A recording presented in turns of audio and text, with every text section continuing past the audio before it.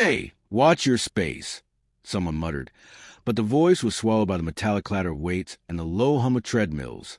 The air inside the gym felt thick, charged, like a summer storm waiting to break. A barbell slammed into its rack. Laughter followed, sharp, careless. "You're nothing but bones," the big man said, loud enough for half the room to hear. "This isn't a movie set. This is a real gym." Conversations faltered. A few heads turned.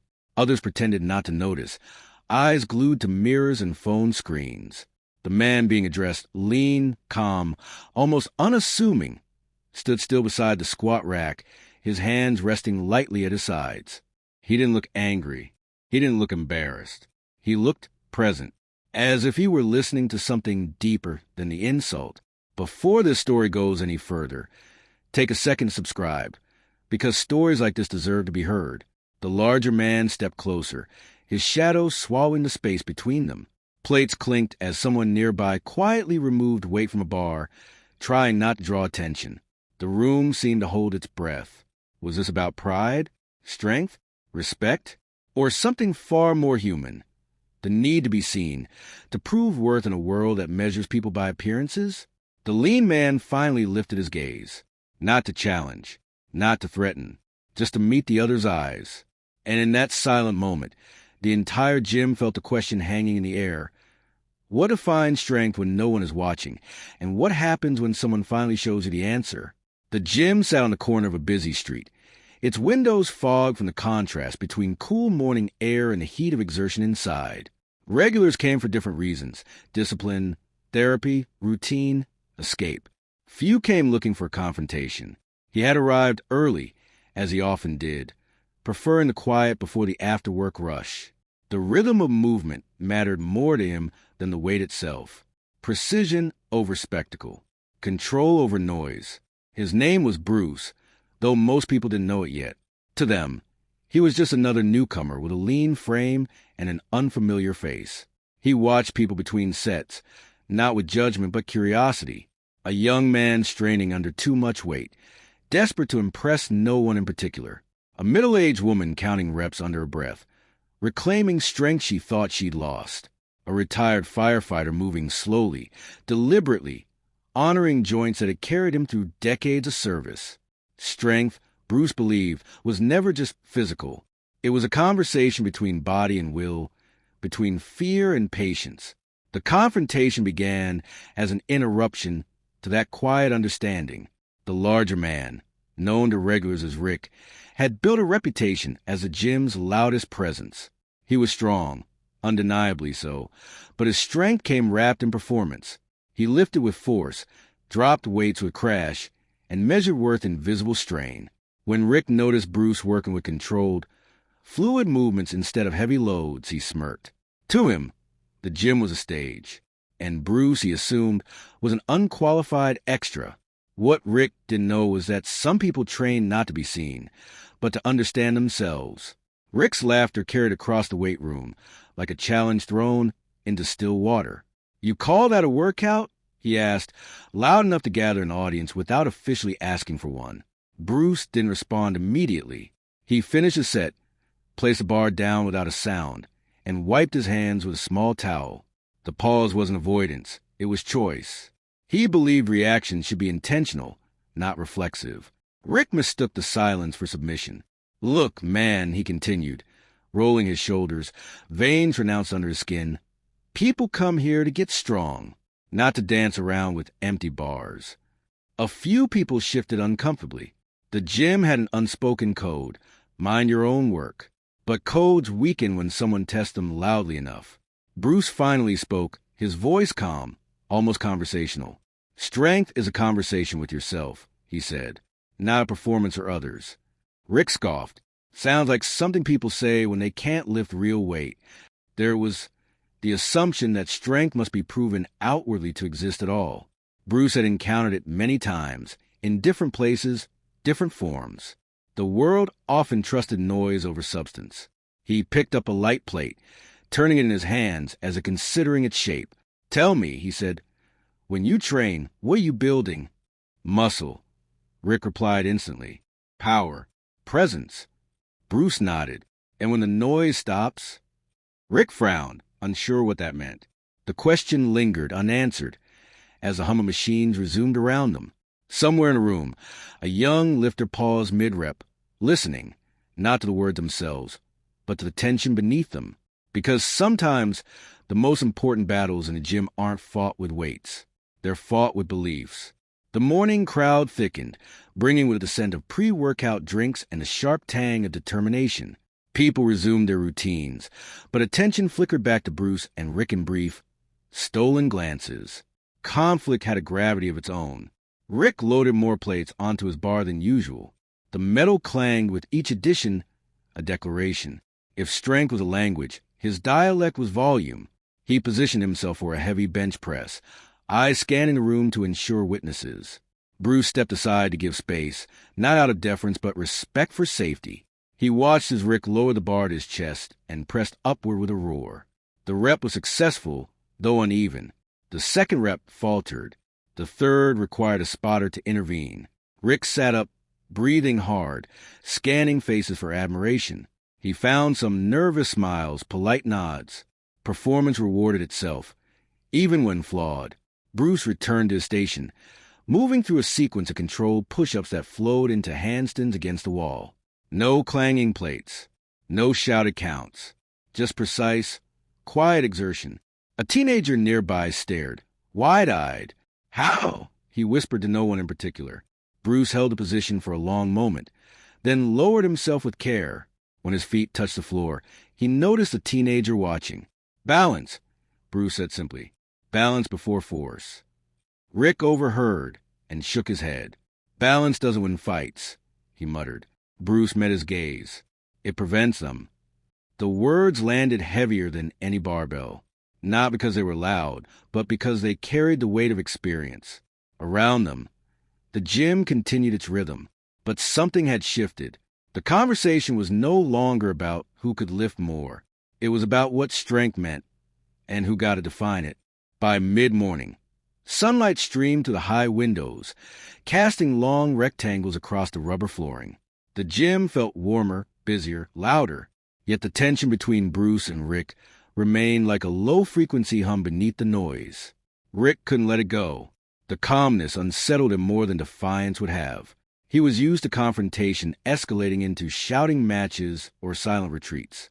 This quiet confidence offered no foothold. He approached Bruce again, this time less theatrical but more direct. "You think you're better than everyone here?" Bruce looked genuinely puzzled. "Better?" he repeated. "No, just different." Rick crossed his arms. "Different doesn't mean strong."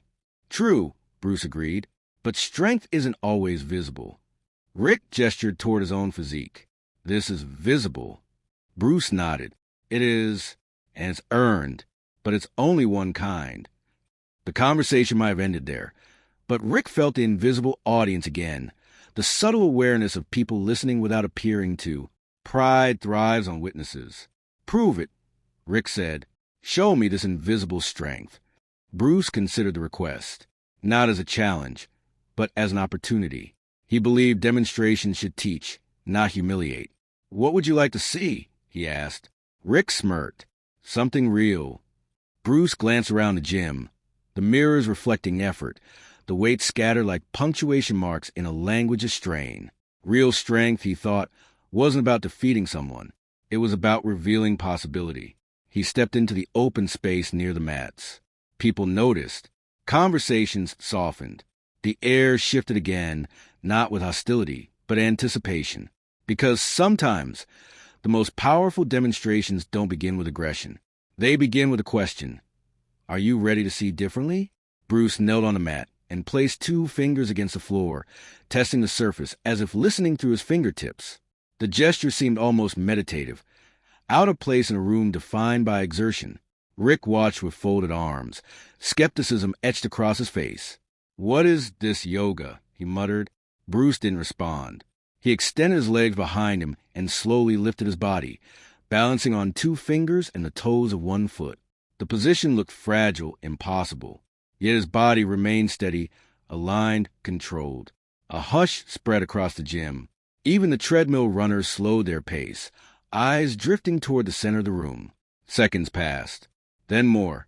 Bruce's breathing remained calm, his expression neutral, not strained, not triumphant, simply present. Rick's smirk faded, replaced by a flicker of uncertainty. He had lifted more weight than most people in the room combined, yet he knew he couldn't replicate what he was seeing. This wasn't brute force. It was mastery of balance, tension, and discipline. Bruce lowered himself gently and stood. Strength, he said quietly, is the ability to control force, not just create it. No one applauded. The moment didn't invite spectacle. It invited reflection. Rick cleared his throat. Anyone can do tricks, he said, though his voice lacked its earlier certainty. Bruce met his gaze without hostility. Then teach me one, he replied. The invitation hung in the air, a shift from competition to exchange. Rick hadn't expected that. He knew how to dominate a contest. He didn't know how to share knowledge. Around them, the gym resumed its rhythm, but the energy had changed. The demonstration hadn't humiliated Rick. It had exposed a possibility. Strength could be more than what he had believed, and that realization, quiet and uncomfortable, weighed heavier than any barbell he had ever lifted. Rick returned to his bench, but his movements lacked their earlier bravado. He added plates out of habit, not intention, the clatter sounding hollow even to his own ears. For the first time, he felt watched not with admiration, but curiosity. He lay back and gripped the bar. His mind replayed the image of Bruce balanced effortlessly, defying the logic Rick trusted. He pressed the weight upward, but his focus fractured. The bar wobbled. He racked it quickly, sitting up with a frustrated exhale. Across the room, Bruce resumed his quiet routine, stretching, controlled kicks, movements that looked more like flowing water than exercise. There was no performance in them, no need for validation. A regular named Maria approached Rick with a water bottle. "You okay?" she asked gently. "Fine," he muttered, just distracted. She nodded toward Bruce. "Different kind of strong," she said. Rick bristled. "Strong is strong." Maria shrugged. "Maybe, or maybe it's bigger than we think." Her words lingered after she walked away. Rick had always defined himself by measurable metrics: weight lifted, reps completed, size gained. They were clear, undeniable. But what he had witnessed defied measurement. Meanwhile, the teenager who had watched earlier approached Bruce. "Can anyone learn that?" he asked, eyes bright with possibility. Bruce smiled. Anyone willing to be patient with themselves. Patience. The word felt foreign in a space built on pushing limits. Yet it carried a quiet power. Rick overheard and felt something unfamiliar. Not anger, but doubt.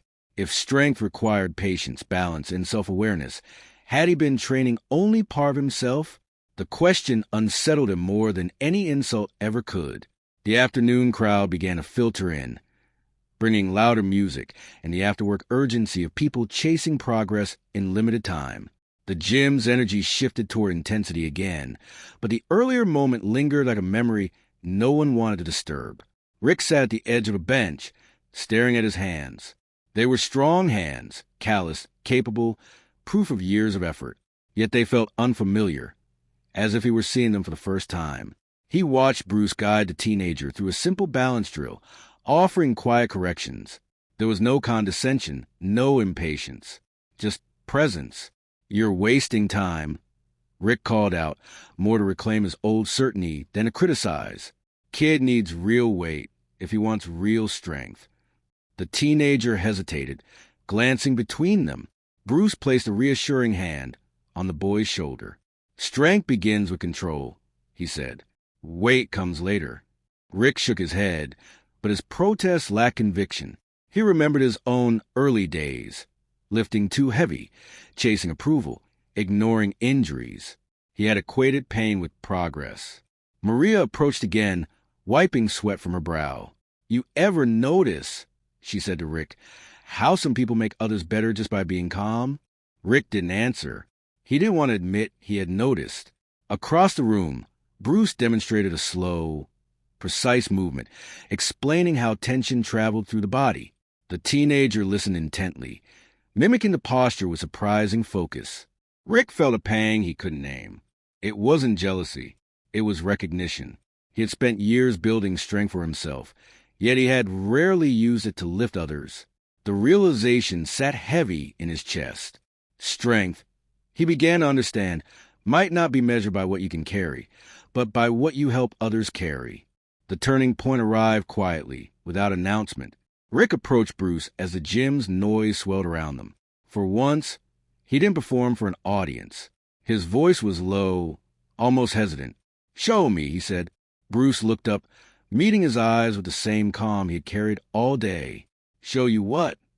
"How to control it," Rick replied, gesturing vaguely at his own body. "All of it." The admission felt heavier than any weight he had lifted. It was an acknowledgement that strength without understanding was incomplete. Bruce nodded. "First, we slowed down," he said. "Strength grows in stillness." They moved to the mats. Rick's large frame looked out of place beside Bruce's lean form. Yet the contrast felt less like opposition and more like balance. Bruce guided him through a breathing exercise, instructing him to feel the ground beneath his feet. Rick shifted uncomfortably. "This feels pointless," he admitted. Bruce shook his head. "It feels unfamiliar." They continued. Bruce demonstrated how to engage muscles without tension, how to distribute weight evenly, how to move with intention rather than force. Rick struggled, his movements jerky, his patience thin. "I don't get it," he said, frustration creeping in. "You will," Bruce replied, "when you stop trying to win." The words landed with unexpected clarity. Rick had approached everything as a contest, even his own growth. The idea of training without competition felt foreign, almost threatening. But as he repeated the movements, something shifted, not physically yet, but internally. The urgency to prove himself began to loosen its grip. Around them, the gym carried on, unaware that a quiet transformation was underway. Because sometimes the most important victories aren't visible. They happen in the moment someone chooses humility over pride. Rick returned the next morning earlier than usual. The gym was nearly empty, the silence unfamiliar but welcome. He half expected Bruce not to be there, that the previous day had been a fleeting lesson he had imagined. But Bruce stood near the windows, moving through a slow sequence of stretches, the rising sun casting long shadows behind him. He nodded in greeting, as if Rick's presence had always been part of the plan. They trained without an audience. Bruce corrected Rick's posture, guided his breathing, and encouraged him to notice tension he had never acknowledged. Rick discovered muscles he had overlooked, weaknesses hidden beneath size. At one point, he lost his balance and stumbled, catching himself with a laugh that felt surprisingly genuine. "Didn't think standing still could be this hard," he admitted. Bruce smiled. Stillness reveals everything movement hides. As the gym filled, Rick returned to the weights, but his approach had changed. He lifted with control, lowering the bar slowly, resisting the urge to drop it. The clatter that once defined his presence faded into deliberate silence. Maria noticed first. "You're different today," she said. Rick shrugged, trying something new. The teenager watched from across the room, inspired not by a dramatic transformation, but by the subtle shift in Rick's demeanor. Strength, he realized, wasn't fixed. It could evolve. Rick caught Bruce's eye and nodded, a small gesture of gratitude he would never have offered before. The gym erupted later that week, but not with laughter or confrontation. It erupted with something quieter, respect earned through change. Word spread, not as gossip, but as observation. Rick wasn't dropping weights anymore. He wasn't mocking newcomers. He offered a spot without being asked. The gym noticed the absence of noise more than any display of strength. One evening, a new member struggled with a heavy deadlift, face flushed with effort. Rick approached, remembering his own early mistakes. "Mind if I help?" he asked. The man nodded, embarrassed. Rick adjusted his stance, echoing Bruce's emphasis on balance and control. "Strength starts here," he said, tapping the man's core. "Not just in your arms." Bruce watched from a distance, saying nothing. Teaching was the final step in learning. The lift improved. The man smiled, relief replacing frustration. "Thanks," he said. Rick nodded. "We all start somewhere." The word surprised him. He had never considered himself part of a collective journey. The gym had been his stage, not his community. Later, he approached Bruce. "Didn't think helping someone else would feel better than hitting a new max," he admitted. Bruce considered this. Strength shared multiplies, he said. Rick glanced around the gym, the mirrors reflecting effort, the quiet determination of strangers becoming familiar faces. For the first time, he felt part of something larger than his own progress. The transformation wasn't dramatic. There were no cheers, no announcements, just small, consistent choices that reshaped his presence. And in those choices, Rick discovered a truth he had spent years overlooking. Strength measured in numbers fades. Strength measured in impact endures. The gym hosted a community fitness day, inviting members to bring friends and family. The atmosphere shifted from solitary focus to shared energy. Children laughing near the mats, parents demonstrating exercises, music playing just a little louder than usual. Rick would have once treated the event as a chance to showcase his power. Instead, he volunteered to help newcomers learn basic form. He demonstrated lifts slowly, emphasizing safety over spectacle. A father and his young daughter approached, the girl clutching a small water bottle. "Can I try?" she asked, pointing to a light bar. Rick hesitated, glancing at Bruce. Bruce nodded subtly. Rick knelt to the girl's level. "We start with balance," he said, echoing the lesson he had once resisted. He showed her how to stand evenly, how to hold the bar with care. She lifted it an inch and beamed as if she had conquered a mountain. Her father mouthed, "Thank you." Across the room, Maria watched with a smile. "You see it now," she said to Bruce. Bruce followed Rick's gaze. "He always had it," he replied. He just needed to look beyond himself. The gym buzzed with encouragement rather than competition. In that environment, strength took on new meaning, not domination, but support. Rick caught his reflection in the mirror, expecting to see the same man he had always been. Instead, he saw someone quieter, steadier. Someone whose presence didn't demand attention, but offered reassurance. For the first time, he understood that the strongest people in a room are often the ones who make others feel safe enough to try. A week later, a heated argument broke out near the squat racks. Two members disputed over equipment, voices rising, tension escalating. The old Rick might have joined the noise, amplifying the conflict. Instead, he stepped between them, not imposing, but grounding. "Hey," he said calmly, "we're all here for the same reason." They continued arguing, but their volume dropped. Rick listened, then suggested a simple solution: sharing the rack, alternating sets. It wasn't revolutionary. It was reasonable.